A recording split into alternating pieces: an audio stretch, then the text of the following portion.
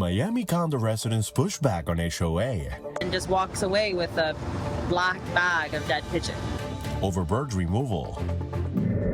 Artemis 2 astronauts share special phone calls. And it is happening, brother. I cannot believe it. A rare moment of connection in space. And the Miami Marlins start to their season.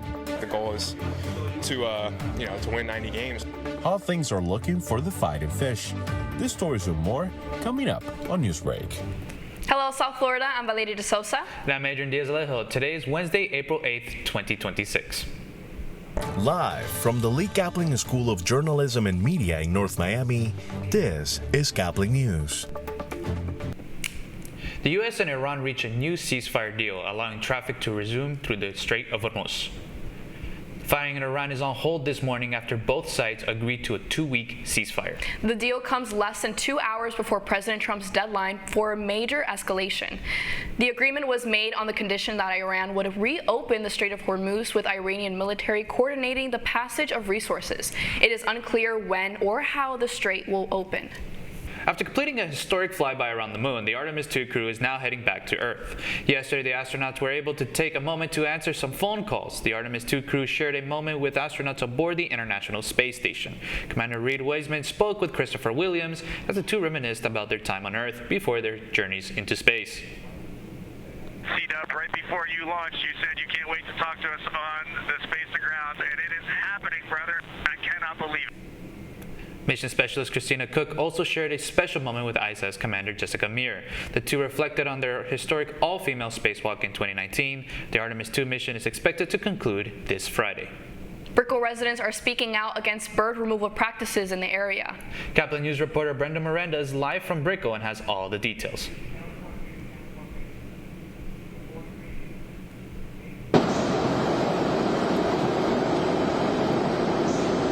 Good morning, Adrian, Valeria. I'm standing outside the Vertica building in Brickell, where residents say pigeons are being trapped and killed in what they describe as cruel and disturbing conditions.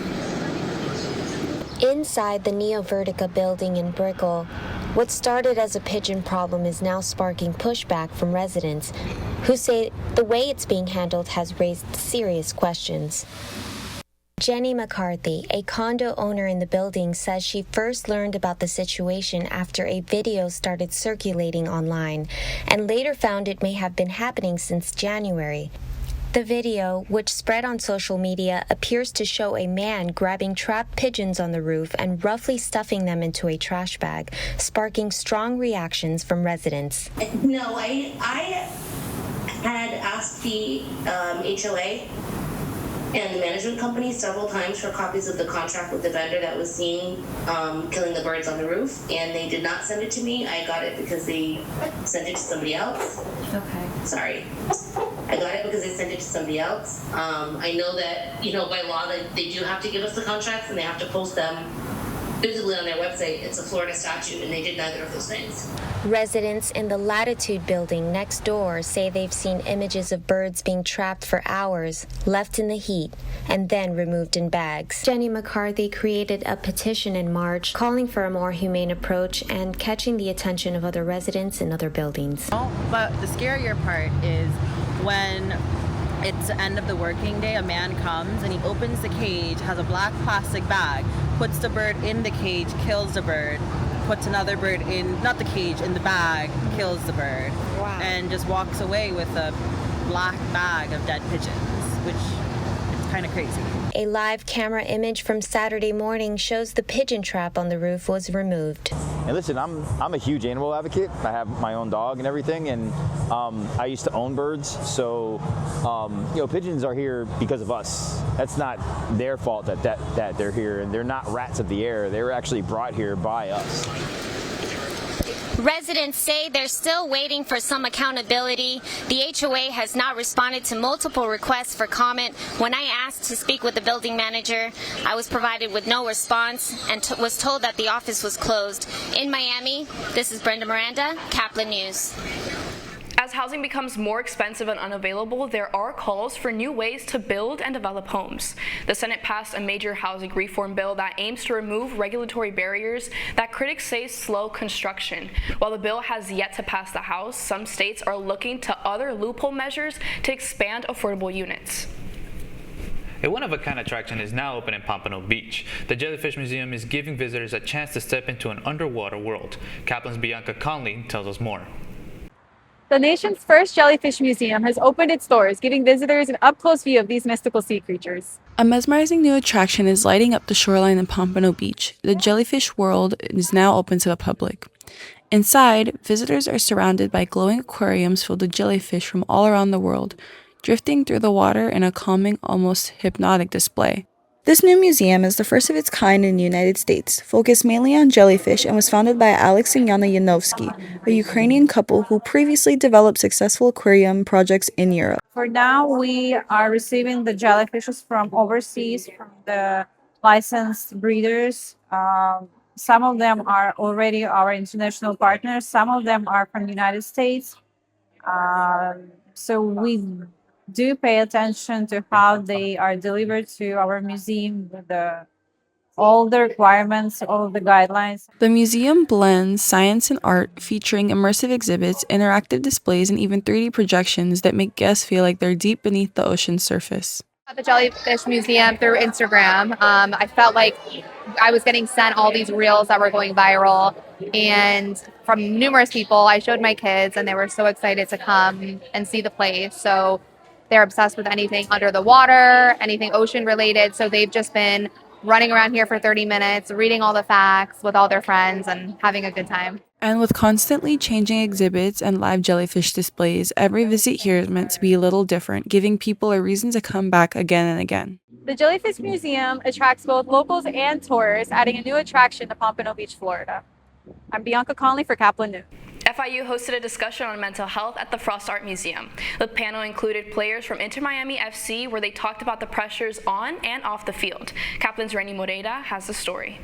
FIU Student Life hosts mental health conversations sponsored by Cafe Bustelo, where they're joined by a researching professional and Inter Miami players. Thanks again, everyone.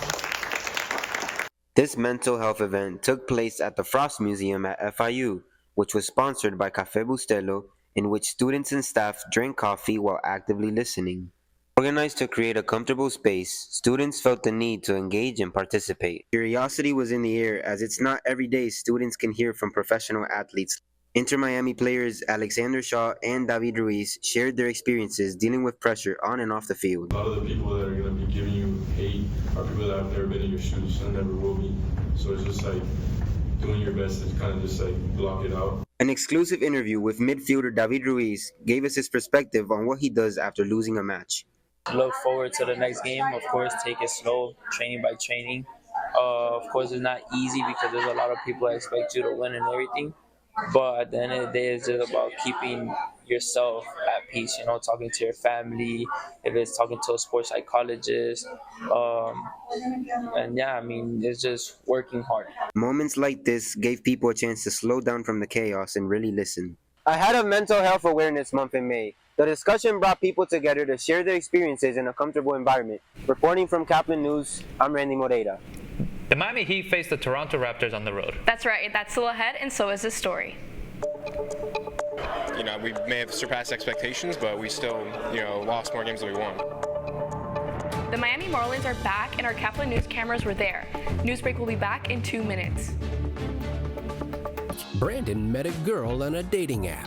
One day after work, he finally found the courage to ask her out. No answer.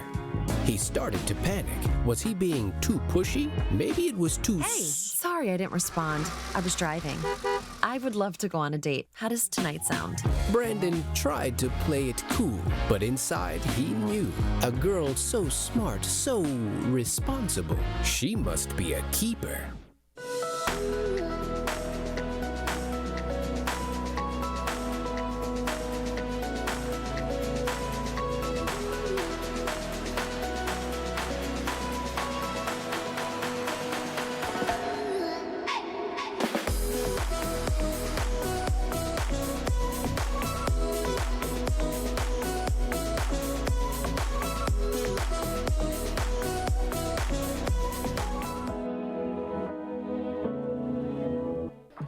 How do you know when you've made the right decision? It's the feeling you get in your gut. The one that tells you what's right or wrong. It's the one that says, sure, I can have a drink. Or the feeling that says, okay, I've been drinking. Now what? It's the voice inside you that says, I'm buzzed. Better leave the car when it's time to go. Plan ahead. Catch a sober ride. Buzz driving is drunk driving. Every day, millions of people are connecting. And even though we're overcoming obstacles, watching each other's backs, and banding together, we should still make an effort. We should still make an effort to get to know each other on a deeper level. Father, cosplayer, mentor, actor. It's time we take a step forward. It's time we take a step forward. Come together and discover how accepting our differences can make us stronger.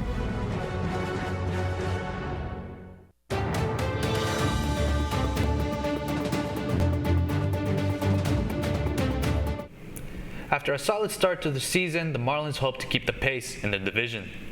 The Fighting Fish are trying to get back to that hot start they had at the beginning of the MLB season. Caplin's Kevin Burrell has more with the team's expectations.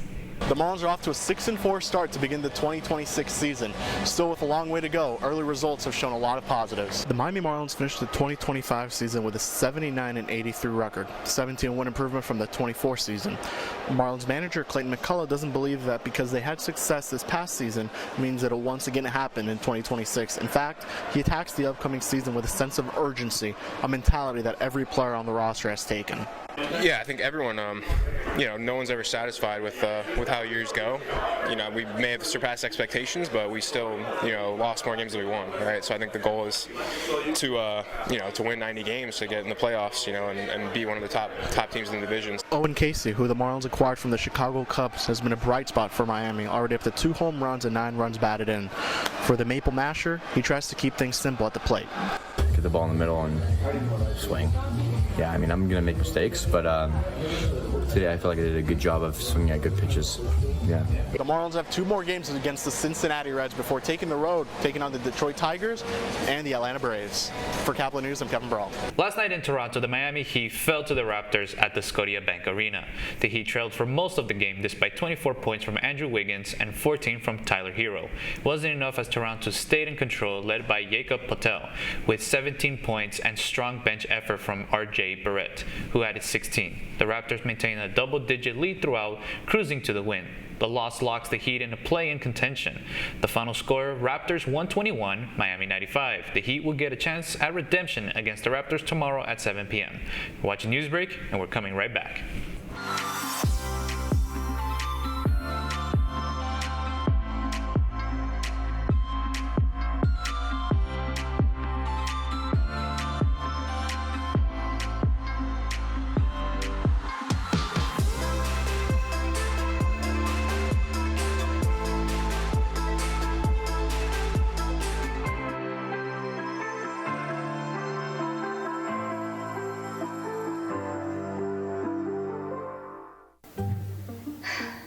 Really use a new tablet. I just don't have the money.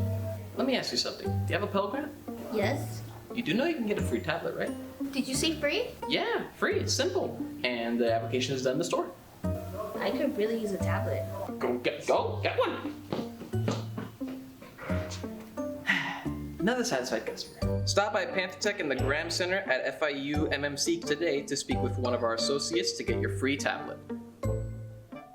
Type 2 diabetes can have a big impact on your life. But how can it be prevented? Well, the first step is knowing if you have something called prediabetes. Take the 1-minute risk test today at doihaveprediabetes.org.